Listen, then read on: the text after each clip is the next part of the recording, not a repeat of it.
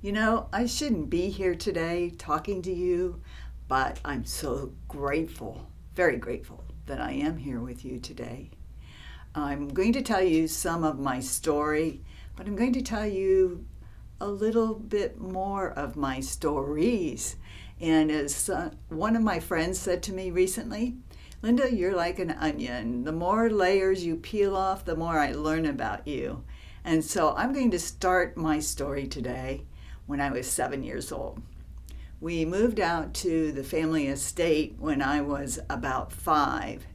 And then when I was 7, and my daddy loved nature. He wasn't much of an artist, but he loved nature. In fact, he bred our own breed of apples, took boughs from other apple trees in our orchard, and made our own breed of apples. It didn't turn out so good. They were pretty sour. But I'm the oldest of 6 kids, and we learned that if we kept chunks of those apples in the backs of our cheeks and sucked on them for hours, they would turn kind of sweet, and then we could chew them up and eat them. And we looked like chipmunks most of the time in the apple orchard. But I was walking with my daddy one day in the orchard, and like I said, I was about 7 years old, if I remember correctly. And he said to me, put your nose up against that tree and tell me what colors you see. And like a typical 7-year-old, I said, I don't know, black, brown, gray, what? And he said, no, you're going to stand there until you see the yellows, the purples, the greens, the reds. I am so grateful for that life lesson that my daddy taught me, because that lesson taught me to be a paradigm thinker, where I wasn't always looking at something with a quick glance and making a judgment over it, but I learned to look deeper. And that's been a real good lesson for me in all of my jobs that I've had in corporate life and in designing and just about everything I've ever done. So, maybe your parents too have given you some life lessons that you can be grateful for. Another lesson my daddy taught me was about how a butterfly needs the struggle to get its wings strong. Because about that same time, my daddy loved nature, and he bred roses for Jackson Perkins. We had rose beds of the most beautiful roses, and he loved butterflies. And he would bring in cocoons or the chrysalis and put them in the windows of our back porch. And we, as children, were able to watch those butterflies transform out of the cocoon and into the most beautiful monarch butterflies. We had a lot of monarchs. And, one day he put one up in the window just before we got on the bus that morning. And he said, when you kids get home, there's going to be a butterfly because it's already starting to get out of the cocoon. And when I got home from the bus, the butterfly was still trying to open the door to get out. And I thought I was doing a good thing. I thought I was helping the butterfly. So I took it down very carefully. I went out on the back steps, and I was sitting there just carefully peeling away little layers of that cocoon. And I saw my father's feet over to the right coming towards me, and he said, Lenny, what are you doing? And I said, Daddy, I'm trying to save this butterfly. He can't get out of the cocoon. And I thought he was supposed to be here by now. And Daddy said something to me. He said, yeah, well, fine. You'll get it out of the cocoon and you'll see it, but it'll die because it needs the struggle for its wings to be strong enough to fly. And sure enough, that next morning when I got up, the butterfly was in the grass, the same place I had placed it, and it was gone. It was not gone, but, transpired. Anyway, that taught me a big lesson, too, because there's been a lot of things happen to me in my lifetime, and I'm sure they've happened to you as well, and you're like, why is everything such a struggle? Why is it so hard? Why is life so hard? Well, you know, we kind of need those struggles to be able to overcome the next thing that gets slammed our way. And that was a very good lesson for me.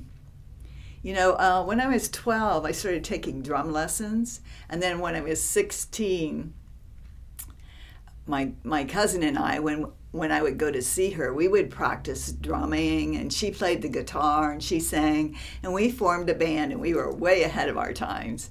And every time I would visit her home, her parents had a department store, and up on the third floor was the storage area. So that's where we set up band practice. And my parents weren't real fond of me drumming. They said there was enough noise in the house with 6 kids. So I was allowed to practice on a drum pad, a little rubber drum pad. And so that's where I would practice at. And as I grew older, I played with bands. I started doing background singing, and sometimes for, you know, sessional gigs. And I loved drumming. I loved doing it. I did it at my restaurant, in fact, in Cedar Key. And then something happened where I lost my mojo. And I'm going to tell you more about that later. But I've got a little poem that I'd love to read to you, because it's from a book called Transforming the Aging Brain.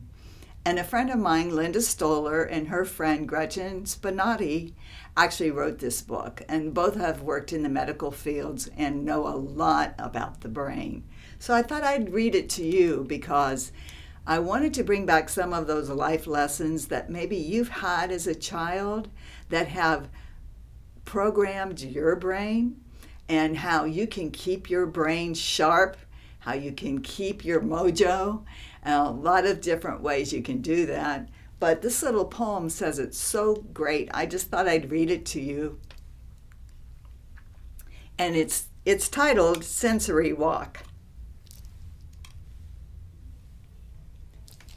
It says, take a slow sensory walk, tune up the volume, let your lobes talk.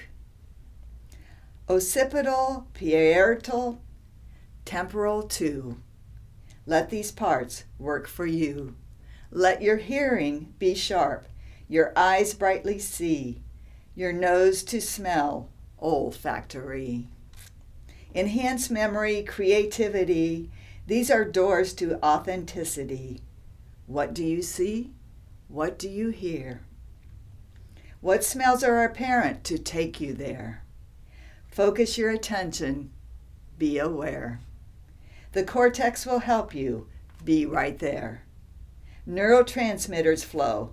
Connect and repair. Your brain is rewiring. Elevate. Prepare. And that's the poem, Sensory Walk. So many times we take the things that we have in life so for granted.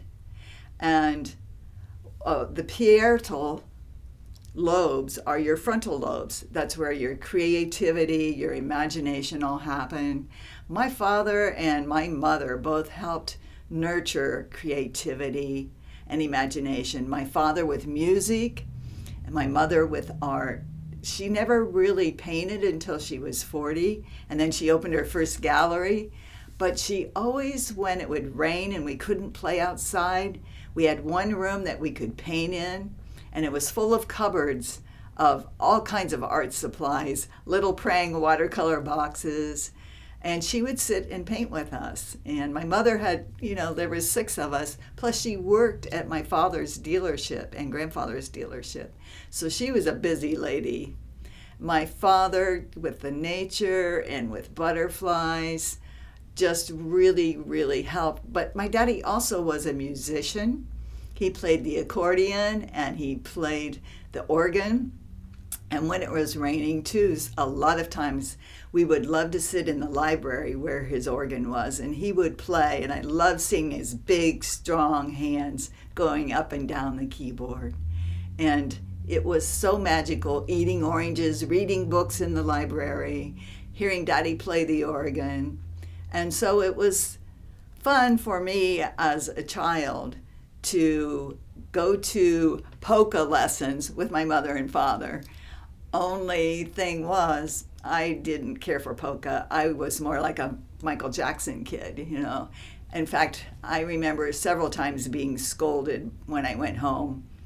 And my parents said, well, why are you doing those moves out on the floor? You're supposed to be doing the polka. I was like, I don't know. I just hear a different beat. And so I guess I've always kind of done that in a way that when I lost my mojo, it was devastating to me. But I'm going to tell you how you can get your mojo back, just like I'm getting my mojo back. And Daddy's lessons for the paradigm thinking, I will always be so grateful for, always. And he encouraged me to take piano starting when I was age 7. I took for 8 years. I'm pretty rusty now, but you know, if you don't play, if you don't use it, you lose it. And that's so true, so true. So that's my story today, and a little bit of my youth in our home in Little Wapakoneta, Ohio, home of Neil Armstrong. In fact, my mother and Neil Armstrong went to school together, and my mother told me just a couple months ago, she's 94 now, she said, Lenny, if I had known who Neil was going to become, I would have flirted with him more. And I was like, okay, Mom. So that's it for today. Bye for now. See you next time.